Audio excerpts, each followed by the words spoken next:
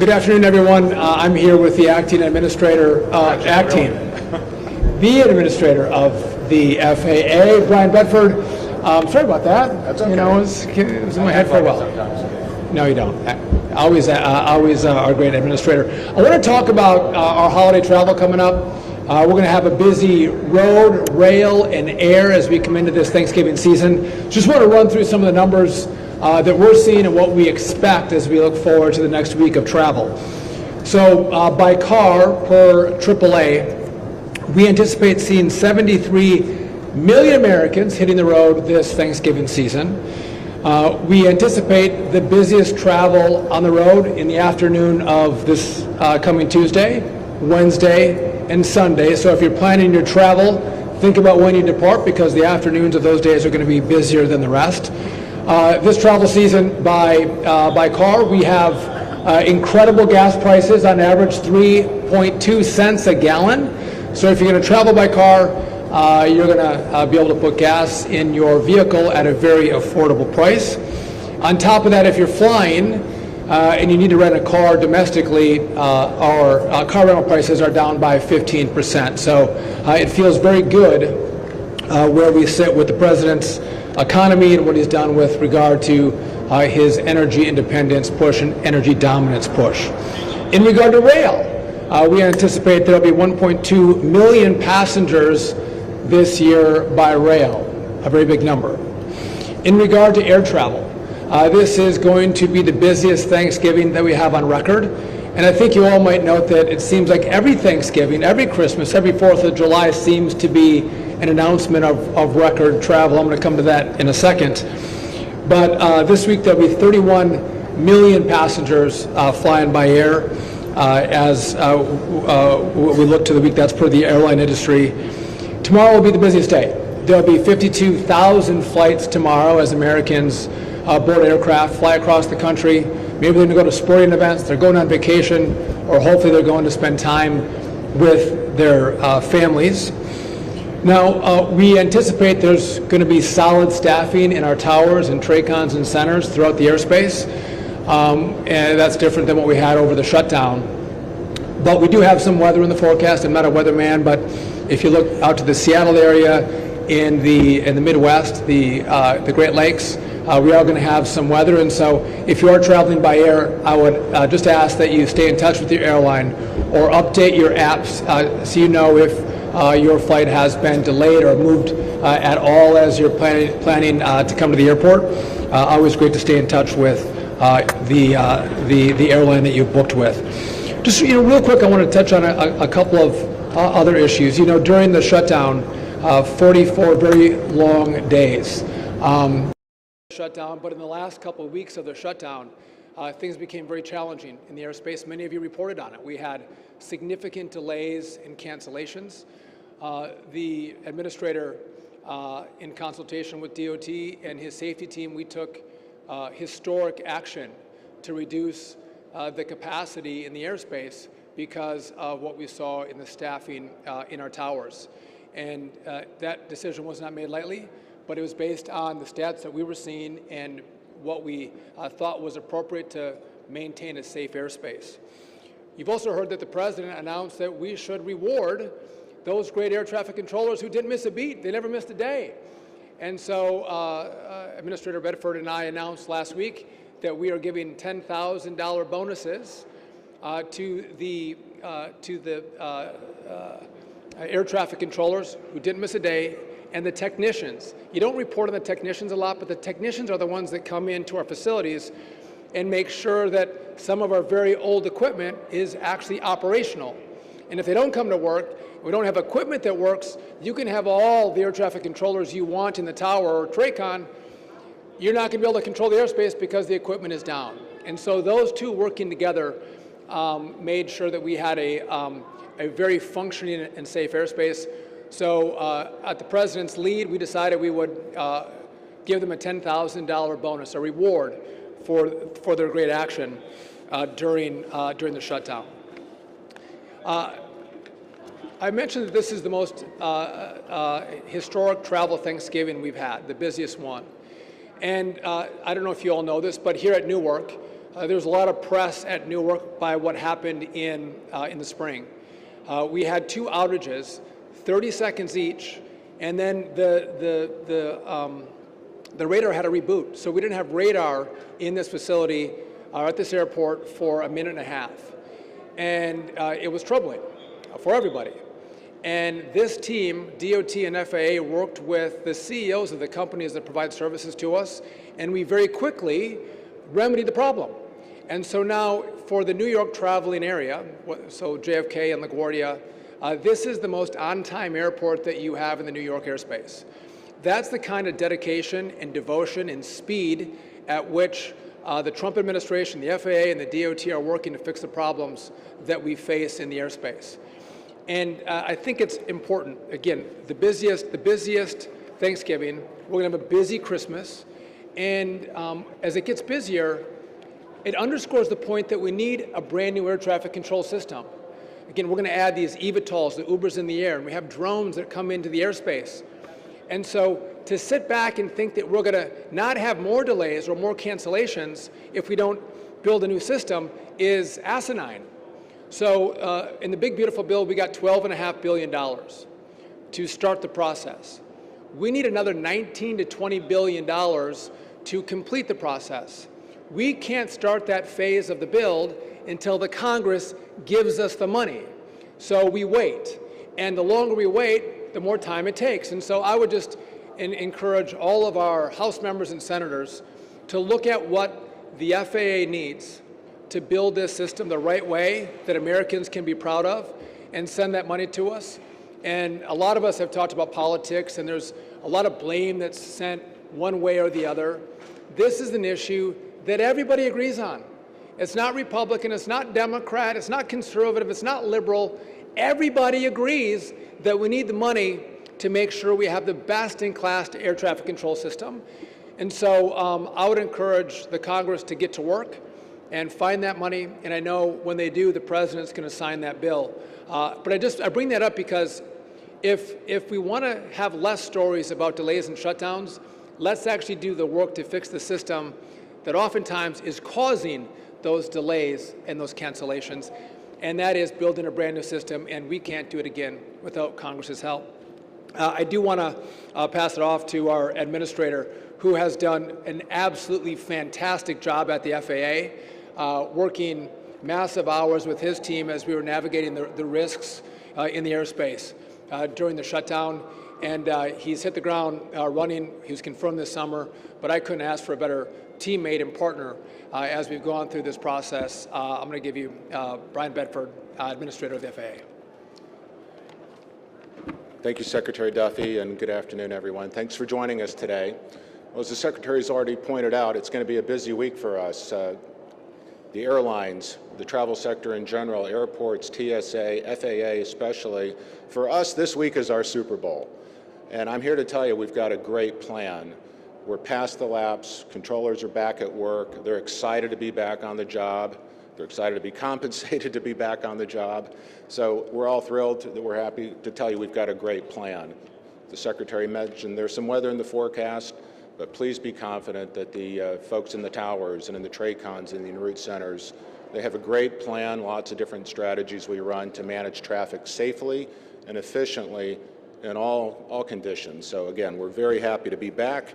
We're looking forward to an extraordinarily successful week of travel for the literally tens of millions of Americans that will be flying this week. Safety, of course, is our top priority, and every decision we make is built off of that foundation. And I just want to assure the traveling public that we're ready and we're able to get the job done. So again, please know you should fly with confidence. Of course, I would tell everybody to use some common sense, right? We want to make sure that you're consulting with the TSA website, that you're packing smartly. You don't have to bring everything with you, right? So pack so that you can get efficiently through the airport security. Want to encourage folks to come early. It will be busy, so the earlier you get there, the less stress that you're going to have. And of course, we hope we have everyone treating one another with respect, so follow the golden rule. I will tell you, however, that we will not hesitate to utilize our enforcement authorities if anyone is causing any problems in the airport or on aircraft. So any intimidation, any threats, any misbehaving on board aircraft, not listening to the pilots or the flight attendants, that will be pursued vigorously through my office. So again, I want to wish everybody a great Thanksgiving holiday. Fly with confidence, and we look forward to serving you this week. Thanks so much. We'll take your questions in a second. Just want to reiterate, if you're, I fly a lot and I've had delays, I've had cancellations like many of you, but if you are delayed or you're canceled, know that it comes from a place of your safety in mind. If it's weather, if it's mechanical, if it's air traffic control, staffing issues, those are the factors that are considered as those decisions are being made. And again, it's strictly based on safety. And again, we want you to get to where you're going, and so safety is paramount. The administrator mentioned civility. Some of you might have noticed that we've launched a civility campaign. And I think it's important as we travel that we think about not just ourselves, not just our families, but we think about those who are around us. And we call our better angels. In a busy time, and again, the airports are going to be packed, TSA lines may be a little longer, and as you might not be able to find a seat as you're by your gate because of the number of flights that are going out or coming in. But I think we have to think about, how do we do a better job? How do we maintain maybe some of that frustration we have as we travel this Thanksgiving season? Maybe we should say please and thank you to our pilots and to our flight attendants. I think, again, I call this just maybe dressing with some respect. Whether it's a pair of jeans and a decent shirt, I would encourage people to maybe dress a little better, which encourages us to maybe behave a little better. Let's try not to wear slippers and pajamas as we come to the airport. I think that's positive.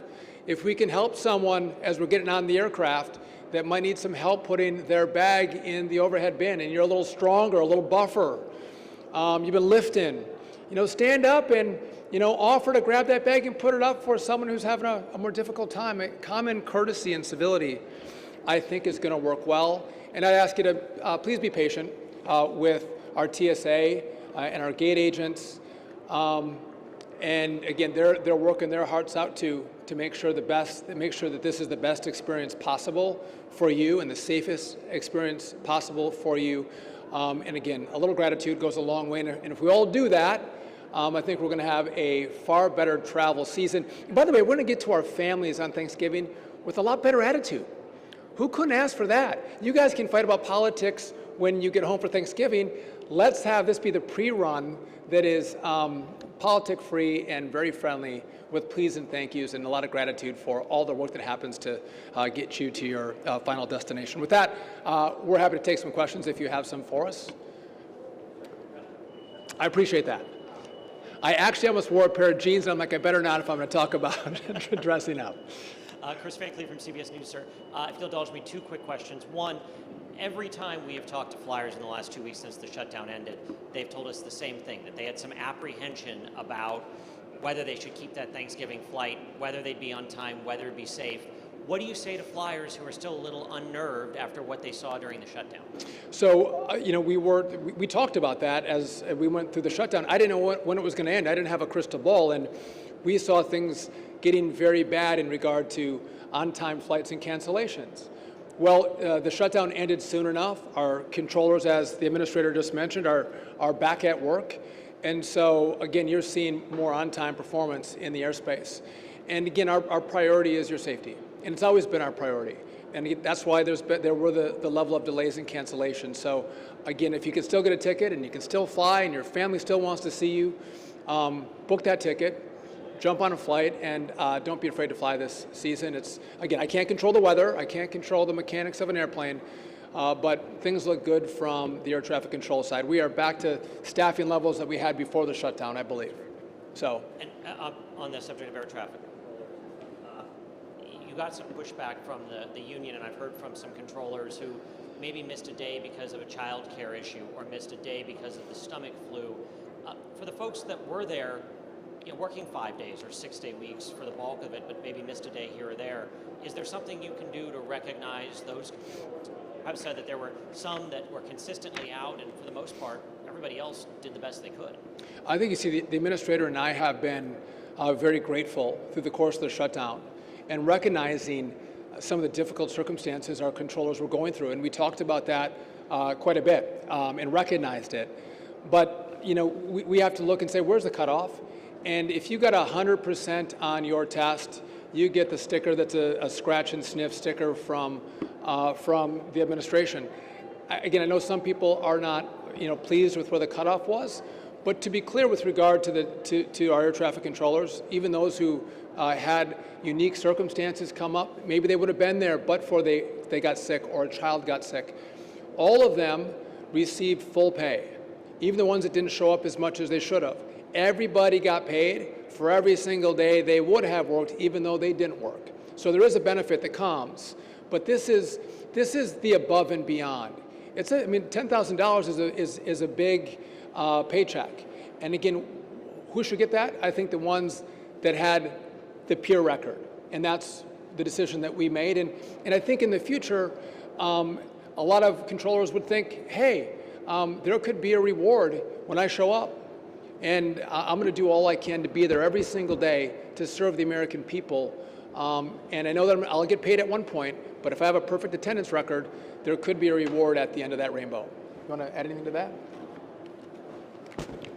Well, I'll just say this. I spent the morning over at the Newark Tower, and their focus is on not just running a great air traffic control system for Americans traveling this week, but they're back focused on modernization. They want to talk about how we get rid of all of the old equipment that's sitting there. So if we really want to talk about how we can help our controllers be their very best and do the best service, the Secretary's right. We've got to keep our eye on the ball on modernizing the system, getting rid of the floppy disks, getting rid of the analog NAS, getting rid of the 30, 40-year-old equipment. We've got a ground surface radar here that's got one operable channel on it right now, and we don't have spare parts. So that's what the controllers are focused on, not this distraction of the award levels or participation. They're focused squarely where we want them focused, is making sure we have the safest, most reliable NAS in the world. So again, we're going to work shoulder to shoulder with those men and women to make sure we get them the right equipment, the best equipment to do the best job they can for the American public.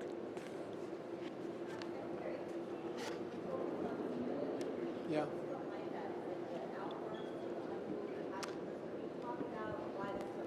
We've seen an uptick in maybe a degradation in civility in the airspace, and so I thought it is appropriate to. Again, you can't legislate that, right? You can't mandate it, but I think if you ask people, could we do better? Could we be better? I think you won't get a better result unless you make the ask. And so I'm just making the ask. Let's all travel better together.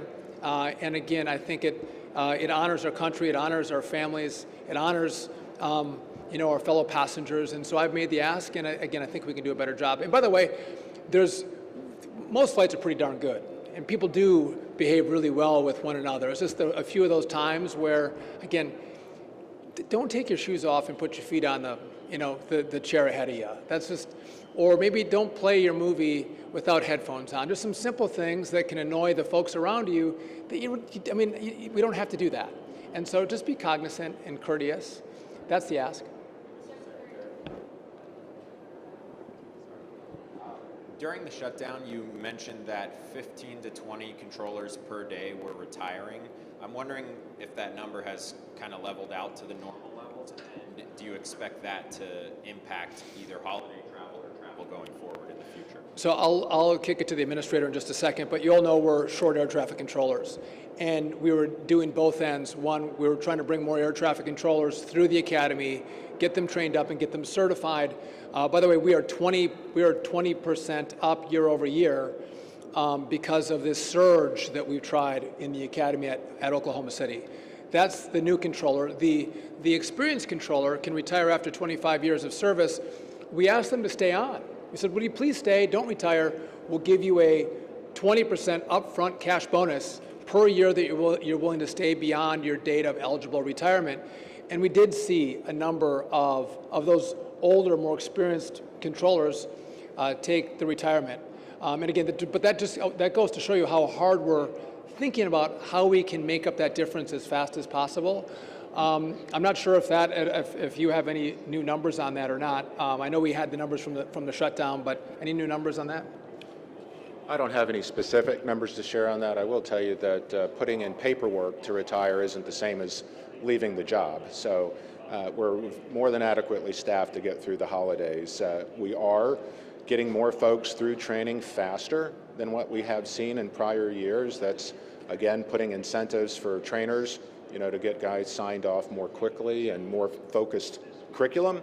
But look, we are understaffed. So we're absolutely moving heaven and earth to continue to move folks into training and through training without reducing standards. So again, I think we've got a great plan this week to run, and hopefully, and we haven't seen any continuation of some of the paperwork inserts we were seeing over the shutdown period. Of the things that are in your control, Mr. Secretary, you've talked a lot about staffing returning to normal. Obviously, you want to upgrade the technology, but of the things that are in your control, what are you most concerned about this week with holiday travel, or is it simply the weather? Well, listen, I wouldn't say I'm concerned. I just think it's important that we know as Americans what we're in for.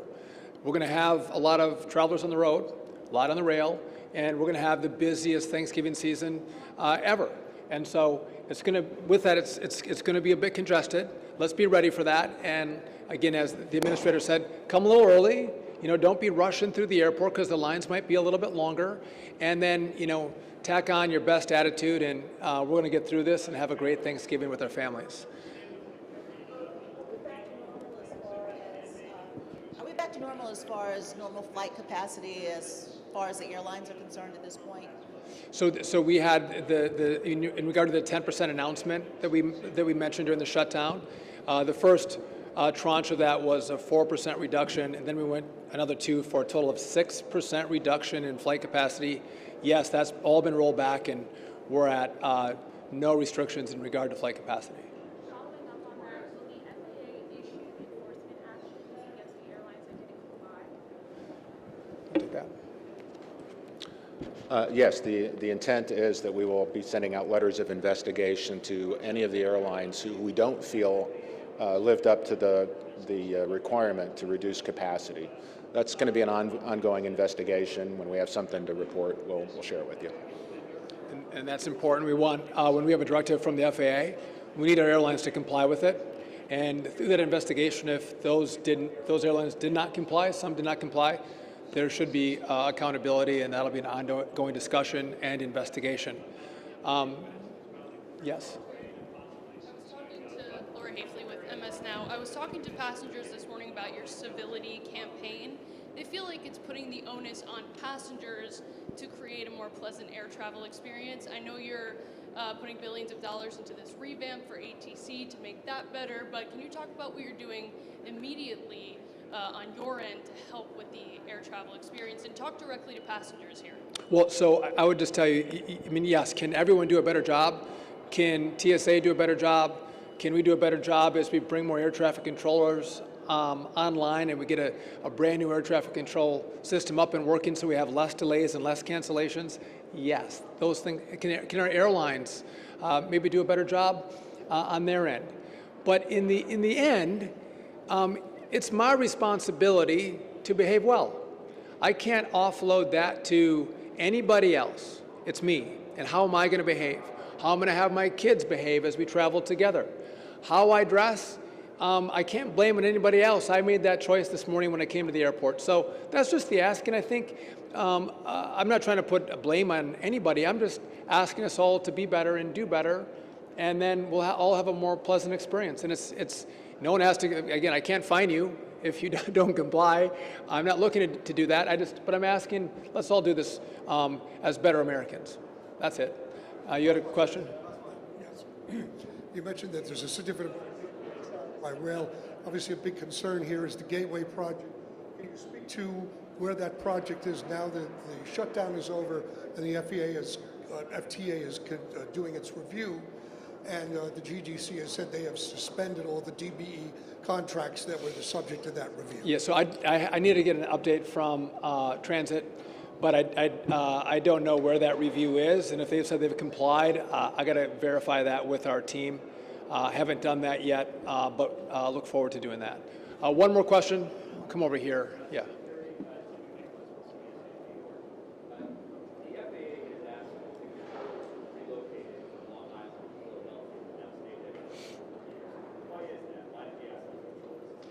Take that. Oh, sure. So there was a 3-year protocol agreement signed with the union to cover the relocation. We're coming up within 1 more year, a little over a year, but I think we're looking into the future, creating an opportunity that says we believe Newark will want to grow. We're going to need more controllers there. So if any of the controllers from the N90 facility would like to stay behind, they're welcome to do so. And again, we're trying to make sure that we've got the rest of the workforce trained up in a way that we can allow those folks to head back home if that's their desire. So just one last point. Again, this is a great holiday. Americans come together. We eat a little turkey. I guess in New Jersey they do a little 7 fishes. I'm not a part of that, but it's a great time. Let's all slow down. Let's all buckle up. Let's all drive safe on the roads. Let's all come early to the airports. Let's all put our best attitudes on, and let's have a great Thanksgiving week as we travel to see the ones we love most. Thanks very much.